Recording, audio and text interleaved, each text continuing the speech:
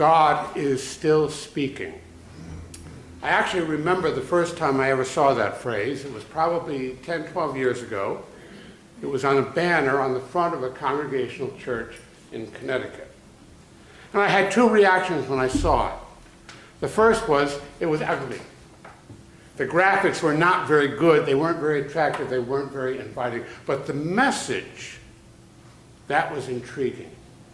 And I wondered exactly what the United Church of Christ meant when it said, God is still speaking. And it became even more interesting when I realized, looking more closely at the banner, that there was a comma, not a period, but a comma at the end of the phrase, which suggested that God is still speaking and something else was to follow that, but it was not yet clear what that something was. I've thought a lot about that in our age of noise, of a lot of cacophony, a lot of argumentation, a lot of people talking at each other or over each other. And I wondered, if God is still speaking, can we hear him? If God is still speaking today, what is his message? And what is God's message to us? And how is God delivering that message? And what are we supposed to do with that message when we receive it? And those three questions have sort of lingered with me whenever I've thought about that phrase, God is still speaking. In what way is God still speaking? And what is God's message? And what are we supposed to do with that message when we actually do hear it? Now, this is a July Sunday summer morning. It would take me 5 sermons to even begin to answer those 3 questions. And Glenn has assured me that after a certain point, it becomes not a receptive congregation, but a captive audience. And I don't want to cross that line, so I'm very wary of the time that I have in this pulpit. So I just want to take a look at the first of those 3 questions. How is God still speaking to us and to our church and to the world? And our beginning point for answering that, of course, is to look at Scripture. How did God speak to people in the history of our faith as Christians and as Jews? How did God speak in the Old Testament or the Hebrew Bible? And how does God speak in the context of the New Testament?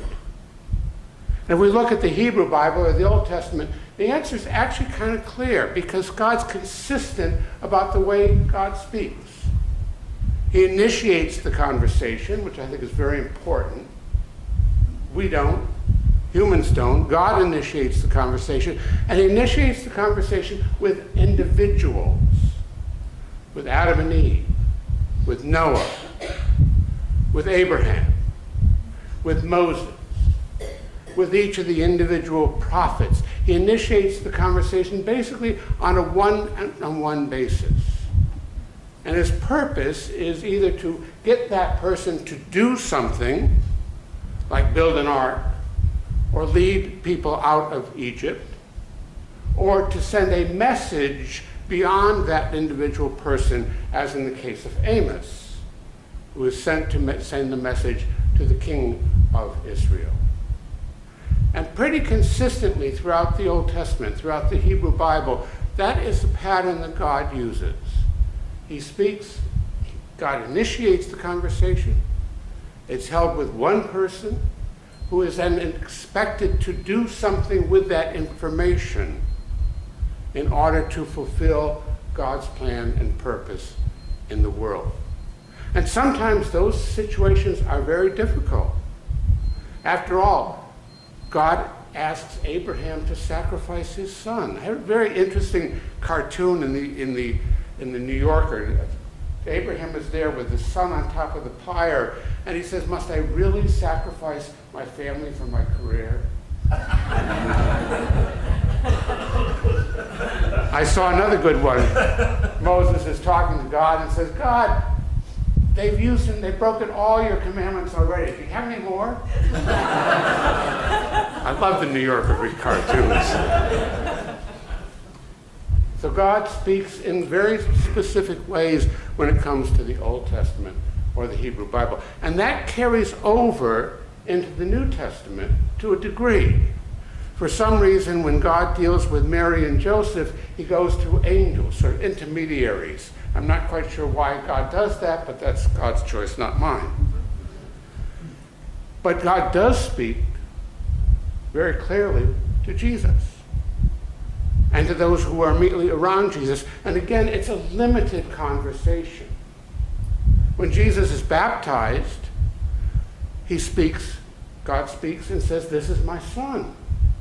This day I have begotten him." But the only other person who appears to hear this is John the Baptist. Everybody else hears thunder, but not the words of God. And after the transfiguration, God says to Peter, James, and John with a certain annoyance in his voice, "This is my son, listen to him." But again, it's only those three people who seem to hear the voice of God. So God still speaks in the New Testament, but it's still narrowly directed to an individual or a group of individuals for a very specific purpose. Which, of course, is also true of Jesus himself. After his resurrection and ascension, he will do the exact same thing, first with Peter, in the midst of the argument over whether you have to become a Jew in order to become a Christian, and then in calling Saul, renamed Paul, to his ministry to the Gentiles. But for the most part, the New Testament isn't about God speaking, but it's about Jesus speaking. Now, I'm hedging my bets here a little bit, because the issue of whether Jesus is God and God is Jesus, I don't want to get into that particular discussion at this point. That's for another sermon or series of sermons somewhere down the line. But clearly, the Old Testament is about Jesus speaking. And again, it's very instructive to remember how Jesus goes about that task. Jesus doesn't preach, even though we have something called the Sermon on the Mount. That's actually probably a compilation of a lot of different sayings that Jesus said in a lot of different settings. But Jesus does teach. After all, he is a rabbi. And the role of a rabbi is to teach. It's to interpret the Torah for the people of God. And he does this in synagogues. He does this in marketplaces. He does this from the top of mountains. He does this by the edge of the sea. He does it almost everywhere he can. He teaches and interprets the law, as he does somewhat in today's parable. But the most frequent way by which Jesus teaches or speaks is in these interesting stories that we call parables. These are stories, some are very short, some are very long. They're stories that Jesus tells to the public without explanation. There's only, I think, 2 instances at all in the gospel where Jesus actually explains any of the parables. And when he does it only to his disciples, not to the general public. His expectation is the general public will come to their own conclusion about what he is talking about in those parables. And where does he get those parables from? Did he sit down late at night with his little scratch pad and say, okay, I'm going to make up a story about a widow's mite, and writes it down? Or does he learn it from experience? Does he learn from the folklore of people that he visits with when he goes around the Galilean countryside? Does he learn the parables from his deep and profound understanding of human nature? Or does he learn it from his own personal experience? Now, this is where I get heretical. You're supposed to laugh at that point. I believe that some of the parables of Jesus are autobiographical. They are things that happened to him. And they give content to the story because they are his personal experiences. Because the whole reason that he tells stories in parables is to invite people into the experience of the parable. He's not lecturing people. He's inviting them to enter into a familiar setting and situation and to draw their own conclusions from it. Today's lesson from Luke is, I believe, autobiographical. I'll tell you why I think that. Now, I'm not going to repeat the story again. We all know the story of the Good Samaritan. How this one person helps the person who's been beaten up and robbed and saves him from possibility of death. We know the story. But my question is, why is that person a Samaritan?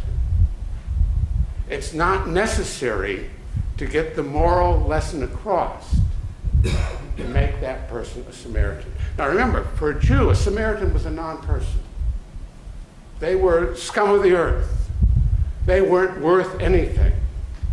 And yet Jesus holds that person up as being the example of good behavior. And I suspect the reason he does that is that that's what happened to him. Now, we don't know anything about what happened to Jesus from the time of his bar mitzvah to the time that he's baptized by John in the River Jordan.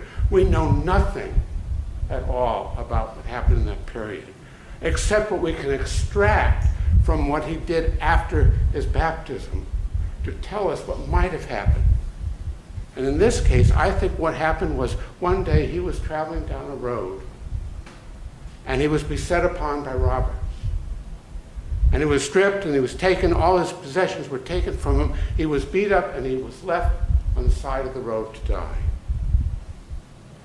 That experience was traumatic. And the fact that he didn't get any help from anyone was traumatic.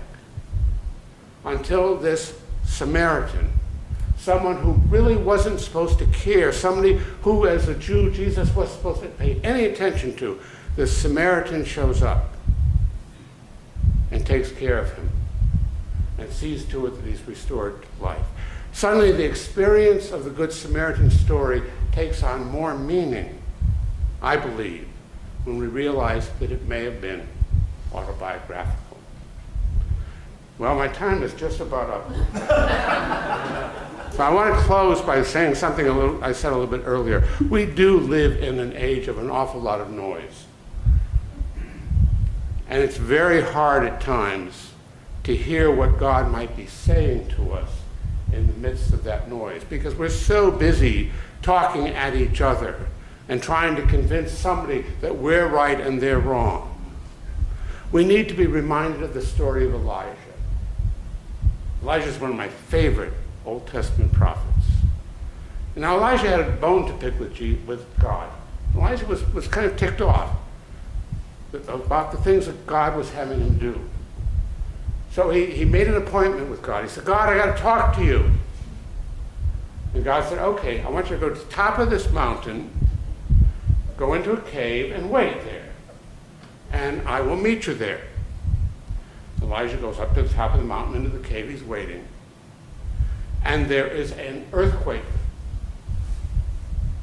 But God's not in the earthquake. There's a roaring wind. God's not in the roaring wind. There's a raging fire. But God's not in the raging fire. And Elijah knows that. God only appears when there is a still, small voice. And when that happens, Elijah comes out of the cave and meets with God. We need to learn how to listen for the still, small voice. Because that perhaps is the way in our noisy age that God is trying desperately still to speak to us. Not in a raging fire, not in a roaring wind, not through an earthquake or any other traumatic event, but in a still, small voice. Amen.